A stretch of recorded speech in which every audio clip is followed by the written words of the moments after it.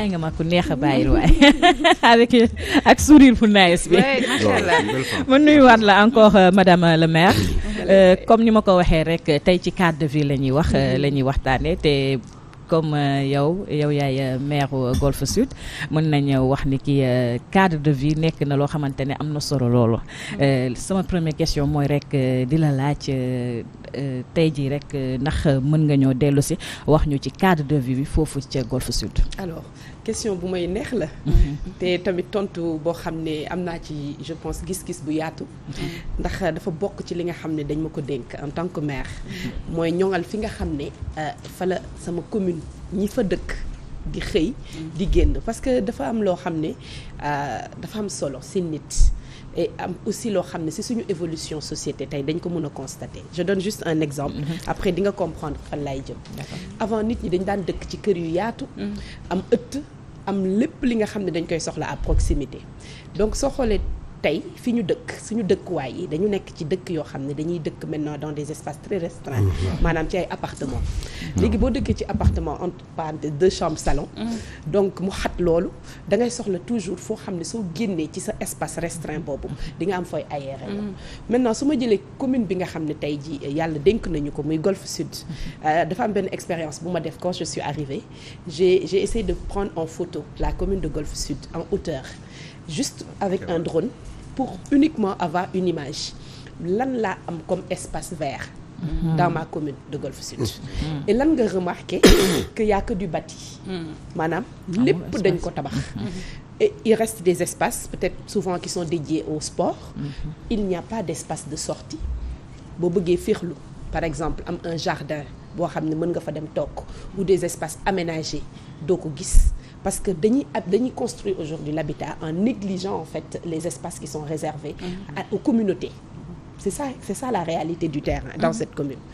Aussi quand on a une commune et qu'on prévoit le développement de la commune dañu war a def un plan d'aménagement te si plan d'aménagement boobu dañu war a xam fan moo réservé par exemple au commerce fan la ñu réservé par exemple pour les espaces de loisirs fan la ñu réservé pour def maintenant des cadres yoo xam ne comme des espaces de vie yoo xam ne dañ fay def ay fleurs def ay bancs publics def ay espaces de tentes pour les jeunes pour les personnes du 3e âge. Malheureusement loolu amul ci commune de Golf Sud. C'est le constat triste. Il y avait quelques petits espaces qui étaient là. Malheureusement avec le BRT, le tracé du BRT daf ko dindi. Donc dans notre développement communal, on ne peut pas concevoir le développement d'une commune à l'heure où on parle sans prendre en compte les questions environnementaux. Maanaam c'est même écrit et derrière COP27 bi mujjee il y a même 1 mètre carré au moins de verdure par citoyen. Donc ça veut dire que c'est un enjeu majeur. D'autant plus que dañu am vraiment un réchauffement climatique boo xam ne dafay wane ni on doit reboiser nos communes. On doit aménager les espaces. Nous, on a aujourd'hui la chance d'avoir l'un des plus grands espaces verts de Dakar, le poumon vert de Dakar, et dans la commune de Golf Sud. Ça, c'est vraiment le bijou de Golf Sud, un des bijoux, donc qui est le technopôle de Golf Sud. Maintenant, c'est un technopôle aujourd'hui bu nga xam ne il n'est pas du tout exploité à sa juste valeur. Maanaam liñ fa mën a def bari na. Soo gisee dans des pays développés un espace comme ça dañ koy aménager ba nga xam ne dañuy réserver des parcours sportifs. dañ ciy def des espaces de sortie pour les familles. def ay bancs defar ay espaces yoo xam ne même c'est des espaces où les gens peuvent venir mu am connexion. mu am ay espaces parcours sport boo xam ne tu peux marcher. tu peux être dans la nature et ça c'est des choses yoo xam ne ça va faire partie des projets yi nga xam ne dans ce mandat nous comptons le porter. Maintenant à proximité des habitations aussi il y a le programme du golf vert. Donc le golf vert est très simple. Chaque citoyen bu dëkk ci golf au moins war na mën a am arbre. Un citoyen un arbre. Su ñu amul un citoyen un arbre au moins une famille un arbre. Ensuite dans les espaces immédiats yi nga xam ne moom moo nekk ci quartier yi on va vers l'aménagement d'espaces de loisirs verts yoo xam ne c'est des espaces aménagés avec de la verdure avec des bancs publics avec des espaces pour nos enfants parce que ça aussi ça manque vous vous rendez compte c'est l'une des seules communes où quand tu veux sortir dem seeti manège avec tes enfants mais tu sors de la commune donc ça c'est des choses yoo xam ne pour man dans un pays ou dans une commune qui se dit urbaine dafa war a nekk à proximité, ce qui n'est pas le cas aujourd'hui. Donc nous, dans le cadre de notre plan de développement communal, parce que quand tu hérites d'une commune et que tu as un plan de développement communal à construire, il y a des étapes importantes dont l'aménagement, un plan d'aménagement. C'est pas que da ngay jóg rek ne fii laa fay def fële laa fay def. C'est un plan qui est global, qui va vraiment qui va dédier des espaces. Donc yii dañ fay def ay espaces de sport, yii aménager bien évidemment, yii da nga fay def ay espaces de loisirs, yii da nga fay def ay espaces verts. Et tout cela rentre dans le cadre du cadre de vie. Maintenant dafa am beneen question boo xam ne aussi pour moi c'est très important. On sait aménager souvent, mais on ne sait pas entretenir. Oui. Pourquoi? C'est une question, c'est un problème aussi. Parce que je pense que culturellement aussi, dañu war a arriver à un moment où les populations s'approprient leur milieu de vie et leur cadre de vie. Donc c'est dans ce sens-là que nous appelons aussi la citoyenneté écologique, l'éco-citoyen. Bi nga xam ne on va pousser par exemple les jeunes, nos enfants dans les écoles à commencer déjà à apprendre à avoir la main verte pour que derrière ñoom aussi ñu nekk nos ambassadeurs dans leur famille pour qu'ils puissent entretenir par exemple les espaces, mais aussi dans les quartiers où nous avons des ASC qui aujourd'hui sont là, ils sont une force de proposition, de sport, de la jeunesse. Donc on va impliquer aussi dans l'entretien. Au-delà de ça, Golf Sud a le centre horticole de Dakar, qui est aussi dans la commune de Golf Sud. Ça aussi, c'est une chance. Donc, nous prévoyons d'aller vers des contrats avec ces structures, de sorte qu'ils nous accompagnent dans l'aménagement de nos espaces verts, mais aussi de tout autre espace boo xam ne dafa war a mën a permettre de bâtir un cadre de vie qui est à la hauteur d'une commune urbaine. D'accord. de Golf Sud. Madame, comme ni nga ko waxee rek, c'est des projets yi nga xamante ne rek maanaam yéen a ngi koy prévoir, mais à l'instant, qu'est-ce que vous avez fait maanaam lan ngeen jot a def pour améliorer le cadre de vie de vos Alors, actuellement, à l'instant où je vous parle, nous sommes dans la planification. D'accord. Nous sommes dans la planification. Nous avons quand même commencé l'année dernière à faire du reboisement. Du reboisement par rapport aux arbres qu'on plante pour pouvoir en fait arriver en fait à avoir au moins des arbres. Mais on a oui. baal leen ma donc commencé nañu jënd. su doon man ñu traité ma d'autres choses. Voilà. su doon man ñu traité ma. baal leen ma wax nga dëgg. donc ma revenir donc commencé nañu def ay garab. Maintenant il faut reconnaître une chose, c'est pourquoi tout à l'heure ma ne il faut que ñu revoir les modèles. Parce que on sait planter des arbres, mais souvent duñu ko entretenir. Et ça on a remarqué que plus de 80% des arbres yi ñuy planter dafay dee. Par contre, nous avons identifié ces communes de Golf Sud, un modèle que je cite ici, c'est l'unité 4 qui a le Prodev 4, donc que je salue au passage, qui est une grande entité bu nekk ci suñu commune. Ñoom ils ont réussi en 5 ans à faire un reboisement durable boo xam ne ils ont à leur niveau dans cette unité créé un modèle que nous voulons répliquer partout. Donc l'objectif lan la suñu jëfaree ay garab il le confie à la maison bi nga xam ne fa la nekk, et il y a un comité qui surveille, il y a l'association, le quartier, qui tout le monde est associé, et aujourd'hui les résultats sont là. Au bout de 5 ans c'est quand même l'une des parties les plus vertes. Donc ça c'est des modèles yoo xam ne ça montre que dans tout ce qui est cadre de vie il faut impérativement aller vers l'accompagnement avec les populations, ñu approprier ko, parce que la mairie quelle que soit son ambition, quelle que soit sa volonté mënul nekk fépp te mënul def lépp, surtout sur des questions d'arrosage, des questions d'entretien, de tailler wala yooyu. Il faut que mu am une implication encore une fois de la population. Et donc voilà aussi des schémas ou des modèles de réussite que nous voyons dans les communes avec des initiatives communautaires yoo xam ne population yi ñoo ko jël. Donc nous dans notre projet Golf Vert on va vraiment s'inspirer de ça pour aller bâtir quelque chose de Madame le maire, dëgg la problème mu ordures yi compétence loolu du maanaam du sa cër. loolu xam nañ ko mairie yi géré wuñu ko. waaye nag dafa nekk benn affaire boo xam ne ci cadre de vie.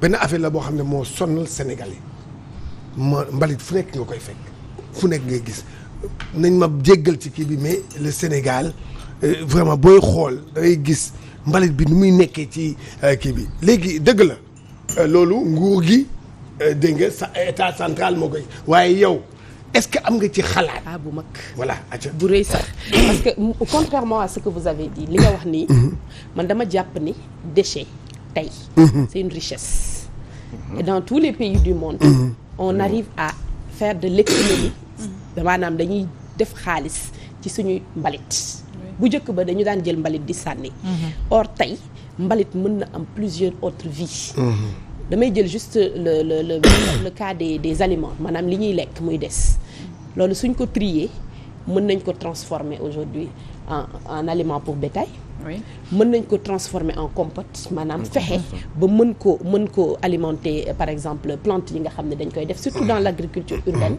nga xam ne da ngay mën a créer sa compote bopp mën a ravitailler alimenter sa terreau avec li nga xam ne moom la ñuy jëlee ci mbalit yi donc dañu war a mën a dem aujourd'hui vers une éducation toujours environnementale maanaam yaraat suñu bopp ou bien changer suñuy habitude ba nga xam ne mbalit buy génn tuuti lay doon parce que dañ koy transformer bu ñu jëlee déchet plastique par exemple mën nañ ko recycler te mën na jur leneen bu ñu jëlee par exemple déchets yi nga xam ne ay déchets organiques la ay déchets électroniques la par exemple mën nañ ko séparer bu ñu jëlee li nga xam ne fer la mën nañ ko jël aussi recycler ko et j'en passe donc dañu war a dem vers la gestion des déchets mais au niveau local maanaam mbalit mbirum gox la te gox moo ko mën a defar et c'est des emplois à la clé tey ji boo gisee tey ji nous dans notre projet li ñu bëgg mooy aller vraiment vers des unités de tri de déchets et de recyclage des déchets yoo xam ne c'est des emplois communautaires tey ji boo jëlee benn quartier par exemple mu am un GIE boo xam ne ñoom ñooy occupé wu de déjà ravitailler d'éduquer les familles à trier les déchets au moins ñu am 2 à 3 poubelles yoo xam ne c'est différent fii la ñuy def yi nga xam ne ay lekk la fii la ñuy def li nga xam ne bouteille la fële la ñuy def peut-être les autres types de déchets donc li nga xam ne bouteille la boo ko jaayee tey ça c'est de l'argent et ça peut rentrer dans le GIE qui le fait soo jëlee les déchets organiques ça peut li ma wax sànq et soo jëlee les autres déchets peut-être buy egg sax mbëbës wala feneen la fay egg du bari wala lorsque le ramassage buñ koy def liy génn du bari et ça c'est des emplois aujourd'hui on est en train de parler des emplois verts maanaam emploi yoo xam ne dafay jóge ci li nga xam ne moom la ñuy transformer il y a des bouteilles qu'on peut transformer aujourd'hui pour def ko pour le micro-jardinage et j'en passe donc il y a énormément d'argent tey dans le business des déchets donc malheureusement nous n'avons pas encore la culture tey de le faire et li gën a doy waar mooy da ngay gis koo xam ne dafay bale këram jël mbalitam mais dem sotti ko ci mbedd bi wala nga gis koo xam ne dafay lal table am pare ne sama yoon nekk ci mbedd mi mbedd buur la man dama jàpp ni cette éducation citoyenne dafa war a nekk si ñun te fu ñu dem dañ ko war a yóbbu ni ñu bëggee suñuy kër set bëgg suñuy néeg set ndax suñu la mais li ñu bokk ak ñëpp aussi yëfub ñëpp la te jàpp naa ni mairie tamit d'accord am na lu bëri loo xam ne am na ci responsabilité yow ban jéego nga ci def loolu laa bëgg a xam justement voilà ci loolu laa bëgg a xam jéego yi ñu ci def ci li nga wax ni yëpp mu répète gaa léegi yow yan jéego nga ci def mais c'est ce que je suis en train de t'expliquer aujourd'hui nous sommes dans la planification de notre projet donc dans cette planification c'est ce que je suis en train de vous dire on est en train d'organiser tey les quartiers comment on les organise on organise des groupes déjà de sensibilisation parce que c'est important lépp loo bëgg a def te tu ne fais pas des groupes de sensibilisation nit yi duñu comprendre fi nga bëgg a def et dans cette sensibilisation on va vers des unités de tri de déchets donc unités yoo xam ne c'est porté par les quartiers maanaam quartier bu nekk wala 2 quartiers wala zone bu nekk dafay am benn groupe boo xam ne ñoom ñooy porter en fait la gestion en fait environnementale que ce soit par rapport aux déchets que ce soit par rapport aux autres aspects yi nga xam ne day dugg en compte maanaam seen cadre de vie et tout donc ces groupements qui sont composés de jeunes de femmes ou de personnes yi nga xam ne parfois ils sont au chômage ou ils sont intéressés par les questions environnementaux ils font la sensibilisation suñu sensibiliser là on va vers l'achat de poubelles de poubelles séparées 2 à 3 poubelles dans une famille pour permettre aux familles ñu mën commencer di trier seen ay déchets ensuite maintenant on est en train de mettre en place le projet d'unité de transformation de ces déchets dans la commune de Golf Sud dans la zone du Technopole. Avec quel moyen? Voilà. Parce avec que on dirait que ci phase de sensibilisation ngeen nekk. mais la sensibilisation ne nécessite pas beaucoup de moyens. Ça nécessite non, après la phase de sensibilisation parce que xam nga quand on parle de plan. dafa am ay phases différentes phases léegi phase 1 bi apparemment ngeen nekk te sensibilisation la déjà fan ngeen di jëlee xaalis après. justement phase bi combien de temps lay def. et puis boo leen jógee ci phase bi par exemple vous me dites à partir de maintenant commencé nañ sensibilisation bi période sangam lañ ciy pare bu ñu ci paree lii ak lii la ñuy def après et cetera. mais justement c'est le sens du plan de développement communal. tey quand vous voyez une mairie avec son mode de fonctionnement en général la plupart du budget ça rentre dans le fonctionnement et dans quelques investissements. Donc sooy def plan de développement communal et nous on est en plein dans la mise en place de notre plan de développement communal et c'est dans ce plan de développement communal que l'aspect cadre de vie est notre axe 2 maanaam suñu axe 2 de notre projet communal dans les 5 ans c'est le cadre de vie et dans tout ce qui est cadre de vie il y a plusieurs projets dont le projet de tri de déchets.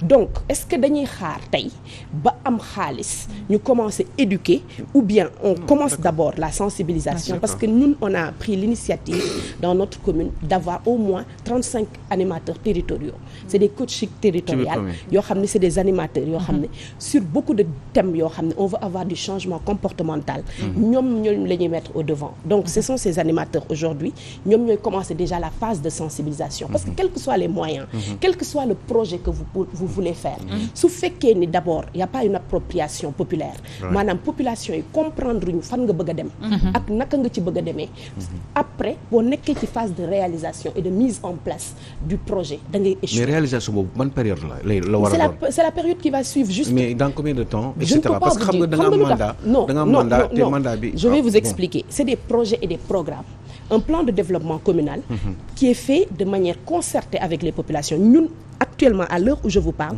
on est en phase d'élaboration des projets maanaam ñu ngi bind projet yi on a fait la phase de diagnostic et dans cette même phase de diagnostic dañu ko couplé pour ne pas perdre du temps avec cette phase de sensibilisation, de formation, d'appropriation populaire.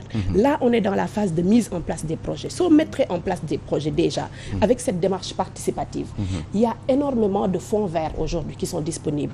Il y a des lignes, c'est disponible aussi bien au ministère de l'Environnement, avec les partenaires qui financent aujourd'hui les fonds verts, qui financent les projets environnementaux. Donc la prochaine étape, après celle-là, c'est d'aller vers la recherche.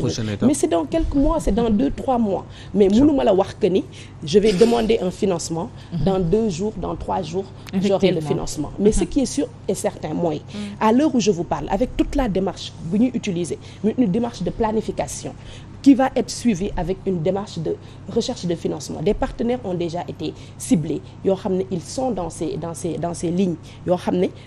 C'est des projets qu'ils financent. C'est des fonds qui existent. C'est des budgets. Vous avez besoin de combien? Nous, on n'a pas besoin de millions d'euros. Au moins, on a besoin d'1 million d'euros pour toute la partie de gestion environnementale. Avec l'Union européenne, je ne dis pas que c'est suffisant, mais au moins, ça peut être un bon début. Parce que il faut reconnaître que les collectivités locales, du ma wax amuñu trop ambition mais il y a des fonds aujourd'hui dans le monde qui existent qui peuvent permettre de lever 1 million d'euros pour un projet comme ça en tant que communauté, en tant que collectivité parce que lorsque nga war a investir pour faire du tri de déchets, c'est de la formation, c'est de la mise en place d'une unité, c'est de la transformation, c'est de la redistribution, c'est aussi du paiement de salaire et autres, c'est du matériel que tu dois acquérir. C'est un projet boo xam ne dafay durer 1, 2, 3 ans. Donc c'est des budgets yoo xam ne c'est de la communication, c'est vraiment beaucoup de choses yoo xam ne da nga koy élaborer boo ko élaborer ba pare tu vas vers la recherche de financement et une fois que les financements sont acquis il y a l'équipe projet qui déroule. Ça n'a rien à voir avec le budget de la mairie. Voilà l'option que nous avons prise dans la commune. Vous êtes en jumelage avec une pour ville le du moment monde? Non. On est en recherche de partenariat. Mais man dama jàpp ni au-delà même des jumelages, dans le Sénégal où nous sommes aujourd'hui, État bi ci boppam am na parce que nous sommes un démembrement de l'État. Il faut pas l'oublier. L'État a des projets et des programmes dans ce sens. Donc en tant que commune, ñun suñu amee suñu ay projets ak suñu ay programmes, c'est le moment aujourd'hui d'aller chercher aussi par rapport ak li nga xam ne moom la État bi di teg comme projet et programme, par rapport aux projets que nous avons ciblés, yi nga xam ne dafa génne ci suñu plan de développement communal. Encore une fois, c'est important ma koy préciser parce que nous ne faisons pas du pilotage à vue. Maanaam toog ne fii lii laa fi def fële lële laa fay def. Vous avez un mandat de 5 ans. Ça passe très vite. Ça passe très vite. Mais il y a 2 choix. Soit da ngay sorxo damay def fii lii damay def fële c'est pas notre choix. Ñun suñu choix mooy d'être dans une planification. Et moi je ne réfléchis pas à un mandat parce que pour man changer une commune, ça ne se passe pas en 5 ans. Pour changer un Sénégal, il y a le plan sur 20 ans, sur 25 ans. Ñun aussi quand on réfléchit le développement d'une commune, dañu war a dem sur des plans yoo xam ne dafay dépasser nos mandats. Qu'on soit là ou pas dañu war a mettre en place des programmes yoo xam ne c'est transformationnel, des programmes yoo xam ne dafay proposer réellement un changement dans nos communes et dans tous les domaines. Nous on a très simplement défini 4 axes simplement dans notre vision pour la commune de Golf Sud. Bi ci jëkk moom c'est évident, c'est élémentaire même moom laay wax, c'est les services sociaux de base. Parce que mënatul ñàkk. On a des postes de santé qui sont dans un état calamiteux, on a des écoles yoo xam ne c'est lamentable, mënul continuer. Donc forcément il faut aller vers des services sociaux de base de qualité. Essayer d'avoir des communes yoo xam ne au sein de nos propres communes dañuy mën a am des services aux citoyens. Je prends un exemple dans la banlieue de Dakar. Si tu as envie de voir un spécialiste, un diabétologue, alors que da ngay obligé génn. Quand tu veux faire des sorties comme je le disais tout à l'heure da ngay génn. Mais on a notre plage, on a quand même des espaces qui existent, on a notre technopole qui peut être aménagé. Donc en termes de services de proximité, par exemple la médecine de ville aujourd'hui dafa war a mën a nekk ci suñu communes yi war nga mën a damm. Tu n'as pas besoin d'aller ba au centre-ville pour aller faire des radios et des choses comme ça. Alors que aujourd'hui les populations ñi ëpp ci suñu communes yi la ñu dëkk. Donc nous notre vision mooy il faut bâtir des services sociaux de base de qualité et de proximité dans ce que nous avons dans nos communes. Ensuite, dans le cadre de vie par exemple, je donne un exemple. Dans le cadre de vie, dans tout ce qui est aménagement, il faut aller vers un plan d'aménagement sur 2-3 ans. Je suis partie à Agadir par exemple. C'est pas que da ngay ñëw jël benn terrain ne fii lii laa fiy def. ñoom du ñu réfléchir noonu et je pense que c'est ça qui a fait défaut ces années yu jiitu yi ñu amoon parce que on ne réfléchit pas sur un plan. Donc quand on me pose la question à savoir ndax c'est dans 2 mois, dans 3 mois, moi je ne réfléchis pas comme ça. Man li may réfléchir mooy il faut planifier sur 10 ans et puis maintenant il y a des paquets. Et maintenant sur le mandat on commence maintenant sur la base de loo xam ne dafay leer ñu xam fan lañ bëgg a dem. Dans le cadre de vie, dans l'aménagement. Ensuite une économie dans une commune ça permet de vivre. Quand vous avez une économie qui tourne da ngay am l'économie sociale et solidaire, da ngay am l'entrepreneuriat parce que c'est des questions yoo xam ne ñu bëgg ko ñu bañ ko ci suñu kaw la jëm. Voilà, et donc dans le cadre de vie aussi il y a tout ce qui est éclairage, il y a tout ce qui est sécurité yooyu dafa am ñu solo ci dundinu commune parce que soo amee commune boo xam dafa lëndëm les risques d'agression sont là, il y a beaucoup de choses yoo xam ne ça ne participe pas à une qualité de vie dans le quartier. Et au-delà de ça bâtir au moins une grande infrastructure dans la commune de Golf Sud avec notre grand marché qui est notre spécificité en fait, Gueule Tapée, donc qui peut aujourd'hui être un véritable hub économique. Parce que c'est une chance lool là. On a quand même une commune malheureusement qui n'a pas encore montrer tout son potentiel. Mais c'est une commune tellement stratégique. Commune bi fi mu situé au niveau de Dakar fooy dem c'est à 10 minutes 15 minutes de Faysal à la cité SHS. Il est 1,2 milliard et il va monter encore. Mais pour man le budget c'est pas le plus important dans une commune. C'est pas beaucoup. Non, pour man c'est pas beaucoup. Non, dama ne yow xam nga yow li mu fi wax yëpp vraiment maa ngi lay féliciter parce que am nga ambition. waaye dama ne li ñuy wax nii yëpp madame le maire koppar la de. Non, xam nga loolu laa d'accordul ak yow. Xam nga lu tax man la d'accorduma ak yow. Et ça je l'assume. Nous on ne se limite pas à un budget. L'État du Sénégal a un budget de combien? 6 000 milliards. On est en train de réaliser combien de projets à hauteur de combien de milliards? C'est vrai. Parce que dans une collectivité locale, on ne doit plus être là à se dire que sama budget lii la foofu laa yem. Ça c'est le manque d'ambition. Parce que nous le projet que nous avons. Non, wax nga ce budget de. Non, xaaral ma eggali. Gis nga le projet que nous avons encore une fois le plan de développement local communal durable qu'on est en train de faire. Xam nga lan mooy objectif c'est de lever des fonds. Parce que quand vous avez des projets, quand vous avez des programmes, il faut aller chercher les fonds, comme l'État du Sénégal. Oui. L'État du Sénégal a mis en place le PSE, parce que c'est au niveau national, avec des axes, des outils et fonds pour réaliser. Et au-delà de ça, dans nos communes, nous avons le levier pour nous permettre de lever des fonds de notre partenariat public-privé. Nous avons des marchés qui font partie du cadre de vie pour moi. C'est des marchés, c'est des 7 marchés dans une commune. Marché boy tu dugg tay tu te demandes ndax est-ce que marché bi amul 30 ans 40 ans changé wul.